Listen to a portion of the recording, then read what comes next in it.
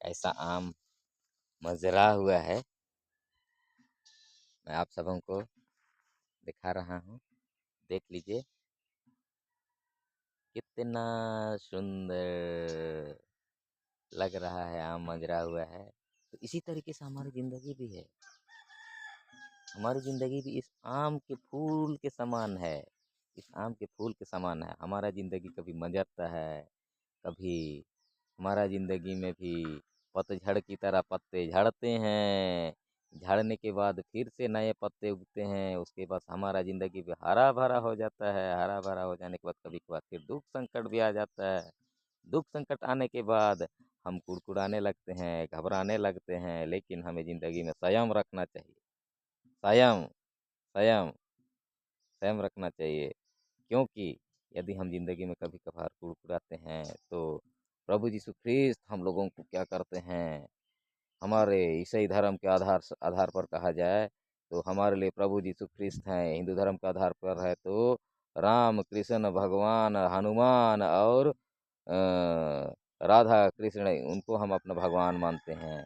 लेकिन मुस्लिम धर्म के आधार पर कहा जाए तो एक अदृश्य खुदा है। उस खुदा का हम क्या करते हैं, उपासना करते हैं। उसकी उपासना में हम हर दम, हर कदम कदम पर हम उनको हम पुकारते हैं ताकि हमारी ज़िंदगी अच्छी हो। हे खुदा मुझे बचा। और हमारे ए, धर्म और मजहब भले ही अलग अलग हैं, लेकिन हम सबों का खून एक है। इसीलिए हमें आपस में भाईचारे की तरीके से रहना चाहिए। कभी लड़ाई झगड़ा नहीं करना चाहिए। कहा जाता है कि हमारे बाप दादाओं ने तो पहले से ही बहुत सारे हमारे लिए धन संपत्ति जोड़ करके संजो करके रखा है।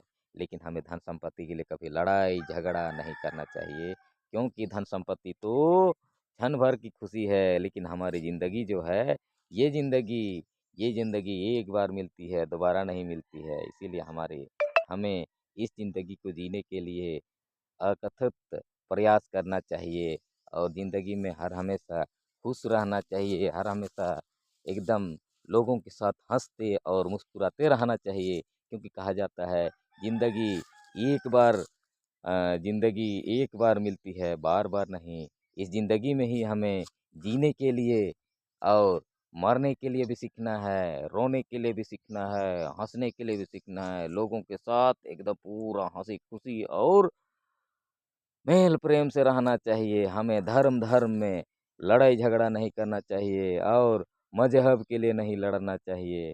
हमें निरंतर आगे बढ़ना चाहिए। क्योंकि कहा जाता है कि हम जब प्रयास करेंगे तब ही आगे बढ़ेंगे। बिना प्रयास के हम आगे बढ़ नहीं सकते हैं। इसीलिए मेरे प्रियो, मेरे माता पिता और मेरे दोस्त यारों, चाहे मेरे इष्ट कुटुंबों, आप सबों से अनुरोध है कि मनुष्य को यदि हम काटेंगे तो क्या वो हिंदू है तो क्या उनका खून पीला निकलेगा, या वो क्या ईसाई है तो उसका खून क्या लाल निकलेगा? लाल तो निकलेगा ही, लेकिन क्या खून उसका काला निकलेगा? उसके बाद से यदि हम कोई मुसलमान का हाथ को हम काट के देखेंगे तो क्या उसका खून हरा निकलेगा?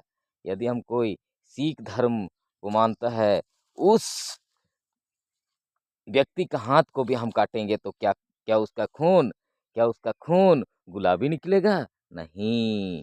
इन सब का खून, सबों का सबों का खून, जो भी धर्म मानता हो, ईसाई धर्म मानता हो, सिख धर्म मानता हो, चाहे हिंदू धर्म मानता हो, चाहे ईसाई धर्म मानता हो, चाहे विश्वासी हो, चाहे जीएल हो, चाहे आरसी हो, चाहे जो भी कलीसिया को मानता हो, सबों का या सभी व्यक्ति का खून कैसे निकलेगा? लाल निकलेगा। इसीलिए हमें धर्म और मजहब के बारे कभी नहीं लड़ना चाहिए। धर्म और मजहब को लेकर के हमें कभी लड़ाई नहीं करना चाहिए।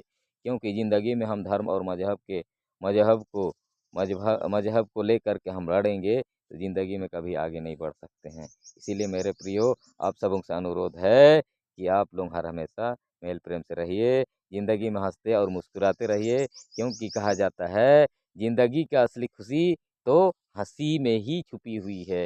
इसीलिए कभी भी हम दुख संकट में भी घिरे हुए रहें, पर भी हम खुदा को याद करते हुए ज़िंदगी में आगे बढ़ें और हर हमेशा ज़िंदगी में हँसते और मुस्कुराते रहना चाहिए।